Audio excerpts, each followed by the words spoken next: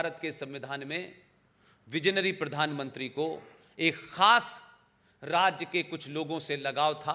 अब निजी था या सार्वजनिक था ये तो मुझे नहीं पता। क्या उनकी मजबूरियां थीं, किन बातों पे वो शर्मिंदा थे, किसकी वजह से वो ब्लैकमेल हो रहे थे। एक बौना आदमी दिल्ली आया चल के, जो मेरी यूनिवर्सिटी से पढ़ के गया था, और विजनरी प्रधानमंत्री से बोला कि मुझे 370 के अंदर कुछ रियायतें चाहिए। वो ये जानते थे कि ये कुछ विजनरी का जो ठप्पा लगा हुआ है, बाकी तो विजन है नहीं। उन्होंने कहा आप ऐसा करें, अंबेडकर के पास जाएं, उन्हीं से बात करें इसके बारे में। अंबेडकर के पास शेख अब्दुल्ला गया। शेख अब्दुल्ला ने कहा हमें ये चाहिए, ये चाहिए। काफी देर तक बात करते रहे, अंबेडकर सुनते रहे। अंबेडकर ने कहा आपको चाहिए सब कुछ, बदले में क्या देंगे आप?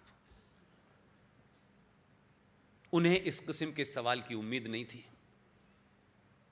उन्होंने कहा हमारे पास देने के लिए कुछ नहीं है। उन्होंने कहा भारत के संविधान में 370 देकर के मैं ये पाप नहीं करूंगा।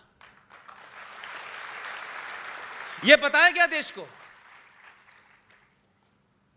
50-60 साल किसी देश की उम्र में, किसी सभ्यता के रास्ते में एक लम्हे और एक क्षण के बराबर होता है। नहीं बताया आपको, हमने जानने की कोशिश नहीं की। पाकिस्तान और पार्टीशन ऑफ इंडिया, यह भी B.R. अंबेडकर की किताब है। इस पे भी जरा कभी गौर करिएगा। आप बहुत लोगों की किताबें पढ़ते हैं, सच बोलने वाले लोग उस वक्त भी मौजूद थे और आज भी मौजूद हैं। हमने पहचानने में देर कर दी। सब कुछ जो आज हो रहा है वही लिख के गए। इसलिए मैं कहता हूं कि अगर सच मानो में 1947 के बाद यह तय होना था कि भारत का कौन होगा, तो मैं आज दावे से कहता हूं B.R. अंबेडकर से बड़ा कोई हो ही नहीं सकता था।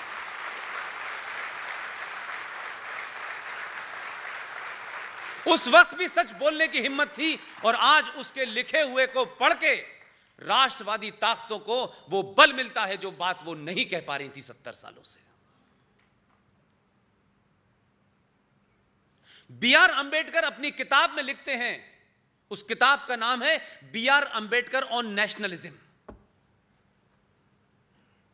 मैं उस किताब को मैं अभी रिसेंटली गया था विशाखापट्टनम, वहां वो मुझे किताब मिली। उसको पढ़ के मुझे लगा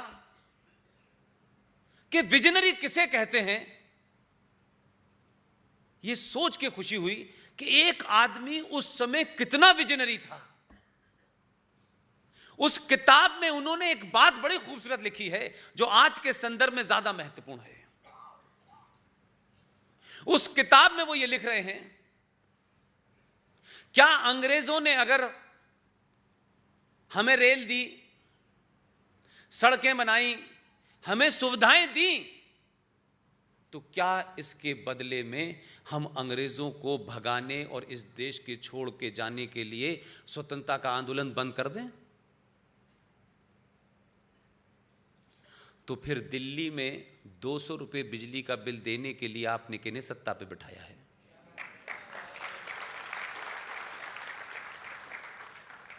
अगर कोई विदेशी ताकत आज आपको कह जाए कि हम साल भर आपके बच्चों को विदेशी ब्रांड के कपड़े देंगे, तो दिल्ली की वोटिंग से तो मुझे लगता है कि लोग इस देश की सत्ता उन्हें सौंप देंगे। अगर विजनरी था तो जो बात उन्होंने उतनी पहले कही थी वो आज सच साबित हो रही है। इसलिए मैं मानता हूं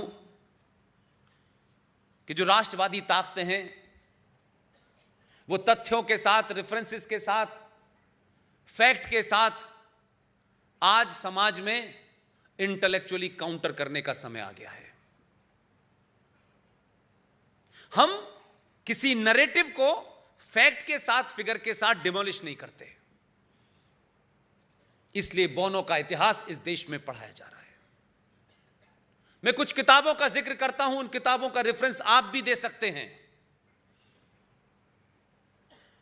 अभी रिसेंटली एक किताब मुझे मिली है,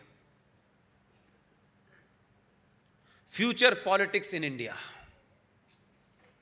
इस किताब की राइटर का नाम कोई नहीं जानता होगा, लेकिन वो राइटर भारतीय राजनीति के अंदर एक महत्वपूर्ण नाम था। वो 1917 में कांग्रेस पार्टी की अध्यक्ष थी। उनका नाम था एनी बेसेंट। 1922 में उन्होंने किताब लिखी है, और उस किताब में वो ये लिखती हैं, देखिए, किसी ने राज किया हो आपके ऊपर, लेकिन बहुत से ऐसे लोग थे जो ईमानदारी से सच बात लिख के गए। वो अपनी किताब में 1922 में जो किताब उन्होंने लिखी है, उस किताब में वो लिख रही हैं कि जब होम रूल के लिए आंदोलन चल रहा था, तो अंग्रेज, वो लिखती है उसमें, अंग्रेज वो ब्राह्मणों, ठाकुरों यानी अपर कास्ट के खिलाफ जितने भी, जिनको आप दलित मानते हैं, ओबीसी मानते हैं, बैकवर्ड मानते हैं, ये एक नए नए टर्मोलॉजी है कि इंसान भी बैकवर्ड होता है और इंसान भी फॉरवर्ड होता है। ये मुझे पैदा होते ही वो फॉरवर्ड होता है, पैदा होते ही बैकवर्ड हो जाता है। ये एक अलग टर्मोलॉजी है, राजनीतिक है, इसका इस्तेमाल लोग करें। वो ये कहती हैं कि अंग्रेज ब्राह्मणों के खिलाफ छोटी छोटी जातियों को, कमजोर जातियों को, गरीब लोगों को ये कहते थे कि तुम होम रूल की मांग मत करो, अगर होम रूल आ गया तो ये ब्राह्मण तुम्हें गुलाम बना लेगा। ये सच बात कहने की हिम्मत एनी बेसेंट के अंदर है, अपनी किताब में लिखी गई है। इसलिए आज जो वर्तमान सिनारियो है, इस सिनारियो में भी मुझे खुशी है कि बड़ी तादाद में लोग अपने स्वार्थों को छोड़ करके, अपनी बची हुई जिंदगी की आराम तलबी को छोड़ करके देश भर में घूम रहे हैं, छोटे छोटे कार्य कर रहे हैं। और कुछ कार्य ऐसे होते हैं जो देर में समझ में आते हैं, लेकिन बड़े ताकतवर होते हैं।